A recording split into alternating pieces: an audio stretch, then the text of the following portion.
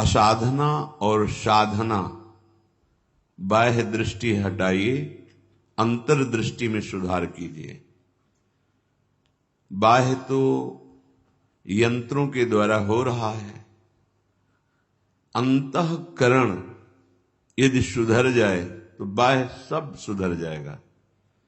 हम बाह्य सुधारने की चेष्टा करने की वृत्तियां देखते हैं, ऐसा ऐसा, पर अंतर में हमारा निश्चय गलत है, कभी सुधार नहीं हो सकता।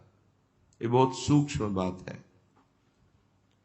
निश्चय सही है तो आप लड़ सकते हैं, बहुत काल तक लड़ सकते हैं और विजय को भी प्राप्त होंगे। पर ये सहज ऐसा नहीं कि आप 4 दिन साधन की और विजय प्राप्त हो गई त्रिगुणात्मिका माया पर, ऐसा नहीं है। ये बहुत धैर्यवान, उकताए हुए पुरुष का ये मार्ग नहीं है, धैर्यवान का है, साहसी पुरुष का मार्ग है। हारना तो है ही नहीं, निराशा तो कभी नहीं आने देना चाहिए। परम वस्तु की प्राप्ति में निराशा की कोई गुंजाइश नहीं। ये बार बार इसलिए कह रहे कि बहुत दीर्घ मार्ग है। हम कुछ दिनों तक संयम से रहते हैं, फिर हमारी वृत्तियां हमको परेशान करती हैं, फिर हम कोशिश करते हैं, फिर परेशान करती हैं। तो उपासक अगर उत्साहहीन हो गया, निराशा युक्त हो गया, तो फिर बहुत मुश्किल होता है। ये पूरे जीवन की बात बता रहे हैं। ऐसा युद्ध बहुत दीर्घ काल तक होता है। इसको सहज में ना मान लें कि कुछ महीने कुछ वर्ष तो हम सिद्ध हो गए, ये ऐसा मार्ग नहीं है। क्योंकि बहुत जन्मों से हमारी दुर्वासना मम सदा परिकर्षयन्ति, वो खींचती रहती है।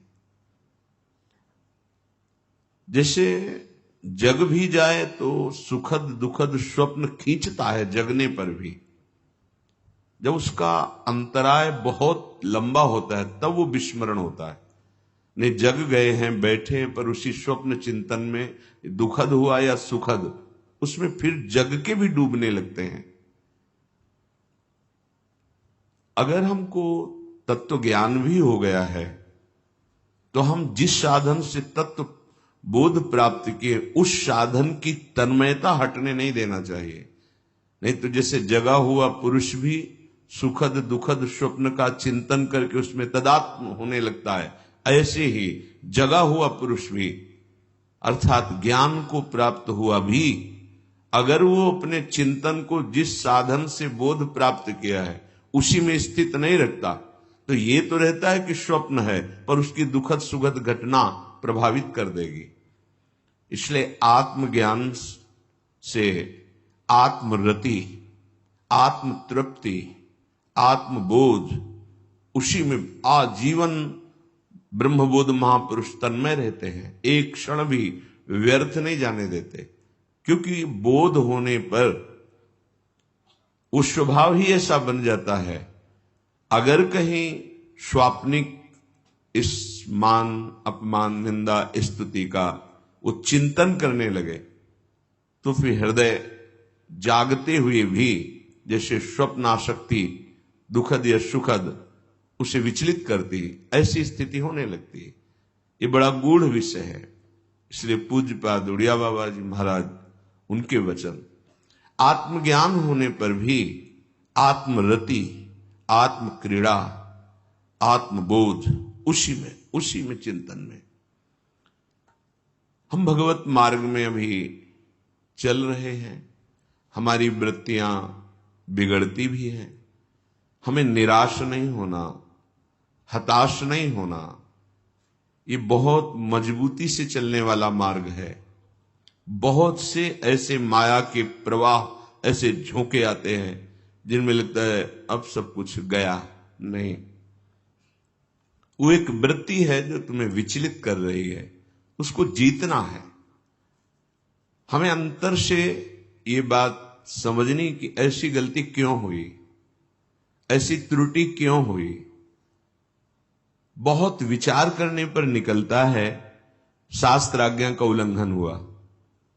बिल्कुल आज तक के जीवन का अनुभव, जहां हमसे शास्त्र शब्दों का आज्ञा का उल्लंघन हुआ वहीं जलन हुई, वहीं हमें निराशा हुई, वहीं हम उदास हुए।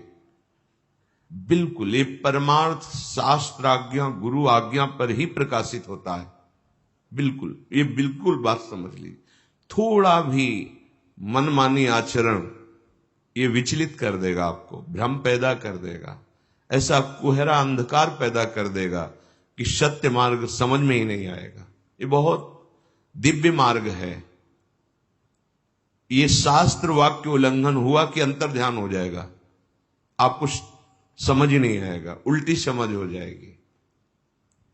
ये बहुत चढ़ाई का मार्ग है। इसीलिए कहा गया भगवत प्राप्ति अत्यंत दुर्लभ है।